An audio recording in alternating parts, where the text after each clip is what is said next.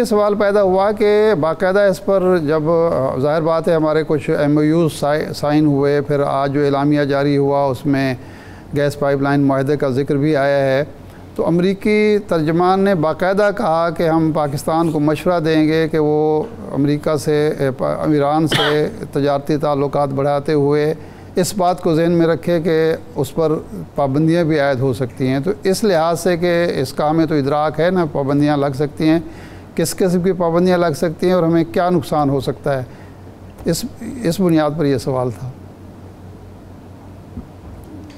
देखिए, ये सैंक्शंस मौजूद हैं, ये आज की नहीं है, काफ़ी अरसे से हैं, और इन सैंक्शंस की नोयत जो है वो वक्त के साथ बदलती गई है। ये UN के सैंक्शंस भी थे, अमेरिका के सैंक्शंस भी थे, उनकी नोयत भी बदलती रही है, लेकिन सैंक्शंस मौजूद हैं।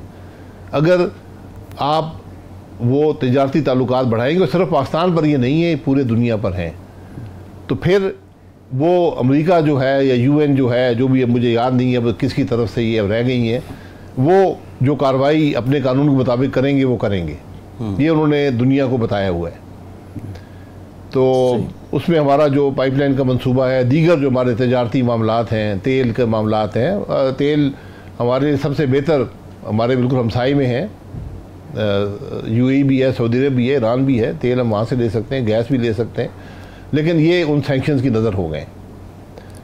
अगर इस किस्म के मामलात ये दुनिया में कायम है, आपको इनको मैनेज करना पड़ता है। और मैं फिर कहूँगा कि अगर आपका घर कमज़ोर हो तो फिर इन मामलात में भी आपकी कमज़ोरी है। अच्छा भाई साहब, अगर हम तेल और गैस ये दो आइटम ख़ास तौर पर ईरान से लें तो हमें हमारी मईशत को कितना फ़ायदा हो सकता है? देखिए, जो उसके कमर्शियल एस्पेक्ट्स हैं वो आप उसका हिसाब लगा सकते हैं, लेकिन आपने जो मायदा किया हुआ है वो आपकी ज़िम्मेदारी बन गया है, चाहे वो अच्छा है बुरा है ये बात अलहदा है, आपको उस मायदे को पूरा करना है। आप उस मायदे को पूरा करने के लिए इसलिए कासिर हैं कि आप पे सैंक्शंस लग जाएंगी, आप पे और कदगने जो आपको उस गैस के अलावा भी नुकसान पहुंचाएंगी। ये मसला है। इसकी कमर्शियल इसका हल क्या है भाई साहब? इसका हल क्या है? टाइम कितना है पाकिस्तान के पास? देखिए, टाइम ये मैंने फिर कहा ना, हमसाया मुल्क है ना, तो हमसाये आपस में बैठ के मामला तय कर लेते हैं। ईरान भी जानता है कि सैंक्शंस हैं, हम भी जानते हैं कि सैंक्शंस हैं। इस पाइपलाइन को बनाने वाला कोई नहीं है, इसको फाइनेंस करने वाला कोई नहीं है। हम गैस लेनी भी शुरू कर दें, हम पेमेंट कैसे करेंगे? ये नहीं, हमारे पास पैसे होंगे, ठीक है, पैसे हम यहाँ गैस बेचेंगे, पैसे मिल जाएंगे, हम वो ईरान भेज नहीं सकते, आप फाइनेंशियल ताल्लुकात नहीं रख सकते, पेमेंट नहीं कर पाएंगे, फिर वो वायदा टूट जाएगा। तो ये बड़ा पेचीदा मसला है। अच्छा भाई साहब, आपकी जो सोच है, आपके दोस्तों की एक सियासी जमात की सूरत में आ रहे हैं, 3 बड़े काम या 3 बड़ी तब्दीलियां जो आपकी सियासी जमात करना चाहती है।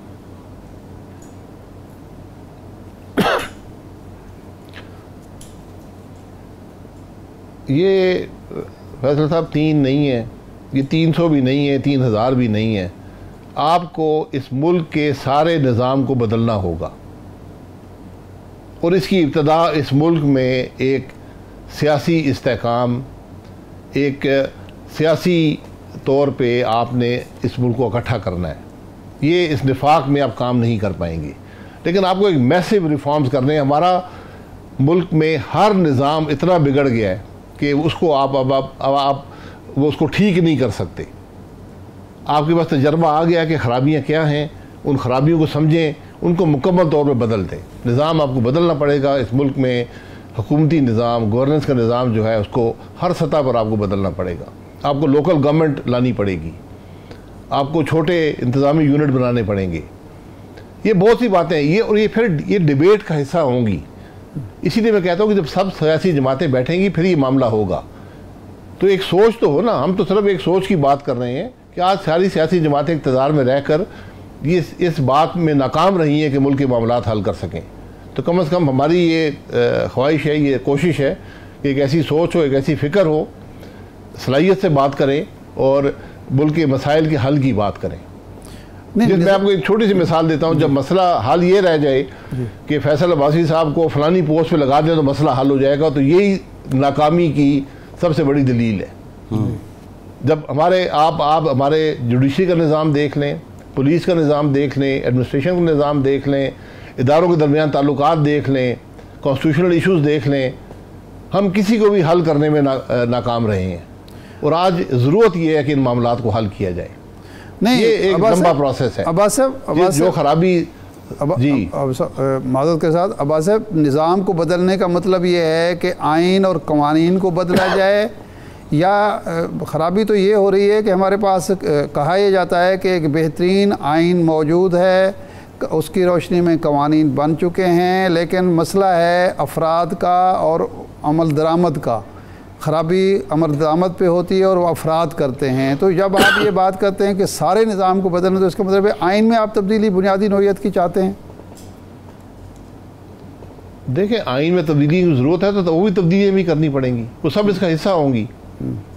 आप अगर निज़ाम को बदल रहे हैं और उसमें एक आइनी तब्दीली की ज़रूरत है, वो आपको करनी पड़ेगी। मैं तो हमेशा से कह रहा हूँ, इदारों के दरमियान जो ये बांट है इख्तियारात की, आज एक लंबा अरसे से हम इख्तियारात कहीं और होते हैं, ज़िम्मेदारी कहीं और होती है, मामला चलता नहीं है, हम इस बात को कबूल नहीं करते और मामला ख़राब से ख़राब तर होता जाता है।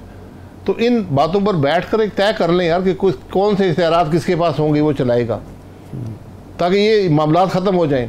तब मैंने आपके सामने धरने की बात की है। अब अगर इस्लामाबाद हाई कोर्ट पुलिस को अहकाम जारी करने शुरू कर दे कि बगैर ताकत के धरने को ख़त्म कर दो और 2 दिन में कर दो, तो फिर हुकूमत के पास क्या रह गया?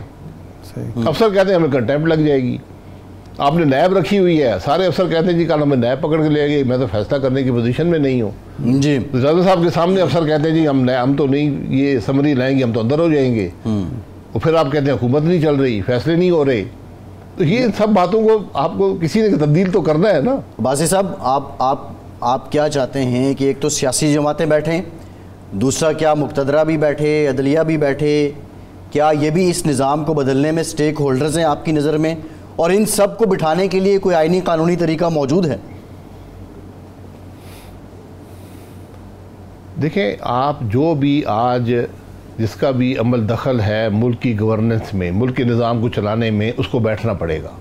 वो नहीं बैठेगा तो अगर ख़राबी बरकरार रहेगी। आइन में कोई ऐसी जगह नहीं है, मैंने कम अज़ कम नहीं पढ़ा, जिसमें ये लिखा हो कि इस मुल्क के सियासतदान, इस मुल्क की फ़ौज, इस मुल्क के जज एक टेबल पर बैठकर मुल्क के मसाइल हल नहीं कर सकते। ऐसी कोई रुकावट अगर है तो मुझे बता दें, मेरे तजुर्बे में नहीं है। नहीं अब्बास साहब, आइन ने तो एक बता दिया, एक तिकोन बना दी कि जी ये अदलिया के इख्तियारात हैं, ये इंतज़ामिया के इख्तियारात हैं, ये पार्लियामेंट का दायरा कार है, इन्होंने मिल जुल कर चलना भी है और एक दूसरे पर एक लिहाज से चेक भी रखना है, चेक एंड बैलेंस का निज़ाम है। अब ख़राबी तो ये हो रही है कि जो निज़ाम बनाया गया है उस पर कोई अमल दरामद नहीं हो रहा। जिसके पास कोई इख्तियार नहीं है वो इख्तियार इस्तेमाल कर रहा है, जिसके पास इख्तियार है वो अपने आप को बेइख्तियार डिक्लेयर कर रहा है। इमरान खान कहते हैं जी मुझ पर तो एक सुपर किंग मौजूद था। तो इसमें ख़राबी तो फिर सिस्टम की ना हुई, अफराद की हुई, लोगों की हुई, जमातों की कमज़ोरी हुई। नहीं तो वो इख्तियार जो इस्तेमाल कर रहे हैं उनको दे दें, आप बैठ जाएं। आप कहें जी आपको ये शौक़ है ये काम करने का, ये हम आपकी ज़िम्मे डाल देते हैं आइन के अंदर। जी बात तो ये ना, अगर मेरी जिम्मेदारी होगी, इख्तियारात किसी और के पास होंगे, कल हिसाब मैंने देना है, तो कैसे मामला चलेगा? अगर ये जो हमारे वज़ीर-ए-आज़म कहते हैं ना मुझे करने नहीं दिया गया, मैं माज़रत से उनसे गुजारिश करूंगा कि करने नहीं दिया जाता तो इस्तीफ़ा दे दिया करें। बाद में रोने धोने का कोई फ़ायदा नहीं है, मुल्क को नुकसान तो हो जाता है। ये इसीलिए मैं कह रहा हूँ सबको बैठकर एक बड़ी खुले दिल खुले दिमाग से ये बात करनी पड़ेगी कि मुल्क में हो क्या रहा है। हमारा मुल्क आइन के मुताबिक नहीं चल रहा, इसमें सबका इत्तेफाक है। अगर एक घर भी अगर निज़ाम के मुताबिक नहीं चलेगा वो नहीं चल सकता। ये तो 23 करोड़ का मुल्क है।